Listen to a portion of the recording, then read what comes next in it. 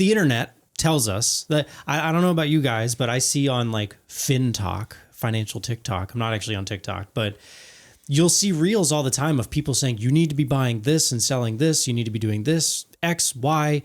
Like they're trying to get everybody to being involved in trading in some capacity. So how do we handle social media influencers? Like, how do we handle that as people that actually just want to set ourselves up for a better future through investing? How do we handle this?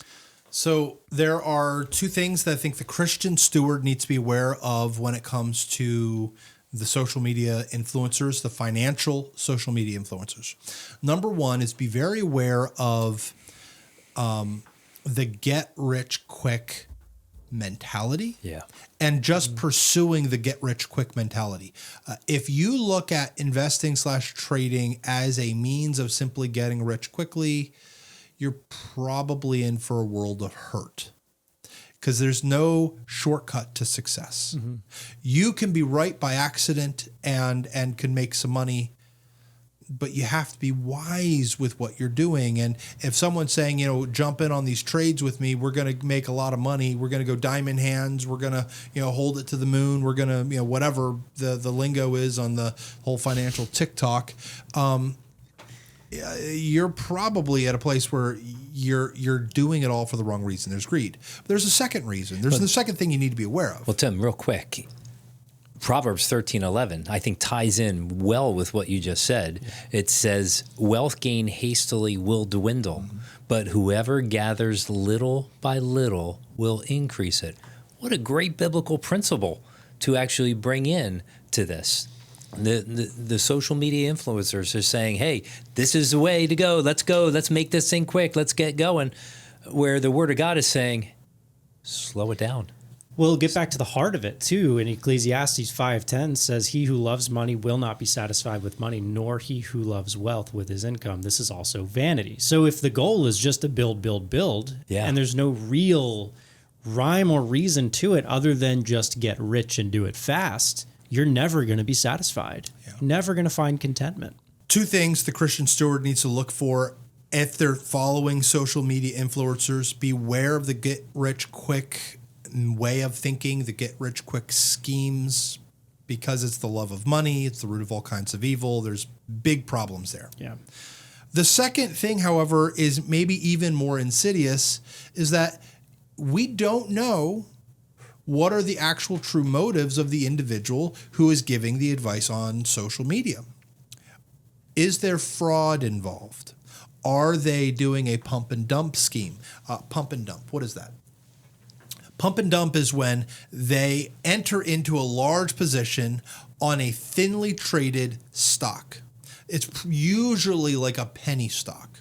And then they will go out to the media channels and they will talk up this company and what they're going to do, and it's such a cheap price right now, and it's gonna go to the moon. Everyone needs to get in now, because I have this inside information that it's going to go. This product, this report's going to come out, and this company's going to become vastly more valuable. So they get all these people to come in behind them and bid the price up. And here's how price of the stock market works. The more people who want to buy it than sell it exist or come to the market, the price goes higher. So the price goes up trying to find what's the actual value of this stock. If more people want to buy it than want to sell it, it certainly is more valuable than it is now. So the price tends to move higher. And then after they get the price to move from 10 cents to like 50 cents, which is a 5x return, they dump it, and they're a big holder, and they sell a bunch of stock, and all of a sudden you have more people trying to sell a stock than trying to buy it, and what happens? The price just plummets, and everyone who got in behind them is stuck holding worthless shares. They were trying to manipulate the masses in order to make a profit, and that is fraud. That is bad. Don't want to do that. There's a second thing, however. There are financial conflicts of interest. So you could be talking up a company that you have an ownership stake in, Or that if its value goes from X to Y, there's some kind of benefit for you. So if they're not disclosing potential conflicts of interest, that's a problem. Again, it's not a problem for someone to say, I own X stock, and here's what I think you need to know about the company. That's fine. But if they're not disclosing it, we don't know what their position is. Are they long the stock? Are they short the stock? Are they doing something funny here? So be aware of conflicts of interest. Then there's another thing that you also have to be aware of with these social media people. They're telling you to get into it was happening with SpaceX. I was thinking just the same exact thing. With SpaceX, this is pre-IPO. Right. You couldn't get it until it went into the IPO market, but people were getting on social media and saying, hey, if you go to this platform and you put your money here, you can buy into something that already owns SpaceX, and this value is going to pop as SpaceX goes public. And this is a way of getting into it before everyone else does. So you get to be smart and everyone else is dumb. Well, the reality is that a lot of these places, they're fake investment platforms. All they're doing is taking your money and going to Tahiti and having a great time. You have no recourse to get that money back. Wow. So be aware there are malicious actors in there who are not simply trying to pump and dump, but actually trying to just steal your money. They just want to take your money.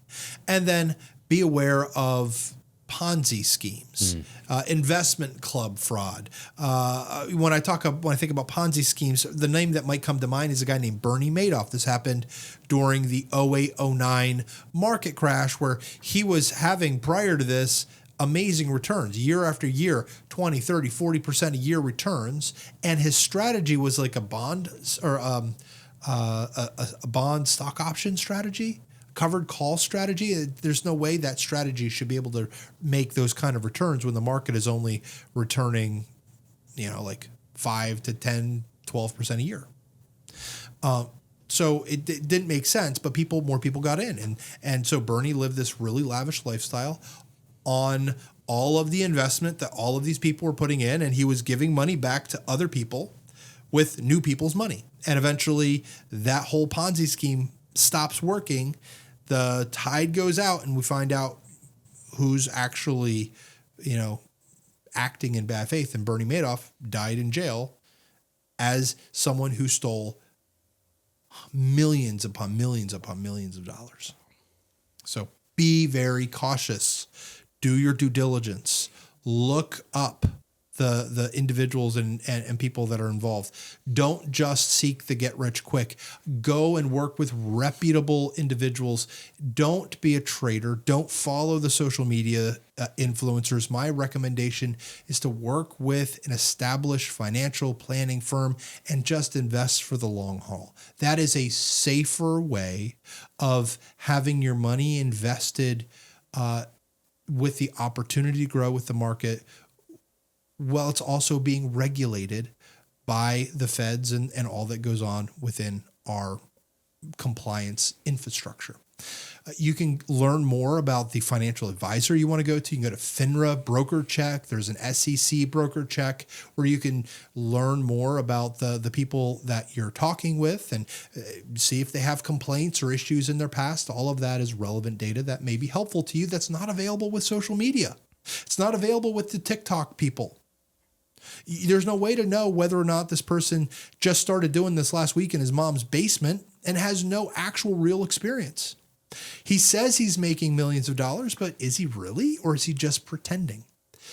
If you're an investor and you're working with an established financial advisory firm, you can have a lot more confidence in, like, you can actually see, when did they get licensed? How long have they been in the industry? Have they been changing firms every 3 weeks? Like, you can see if there are complaints or problems in their history. These things matter. So again, I am biased. I acknowledge I'm biased. I'm a financial advisor. I manage and invest money for people as a living. But there's a reason why I think this is the better option for most people who do not have the time, the interest, or the expertise to be able to actually do it well.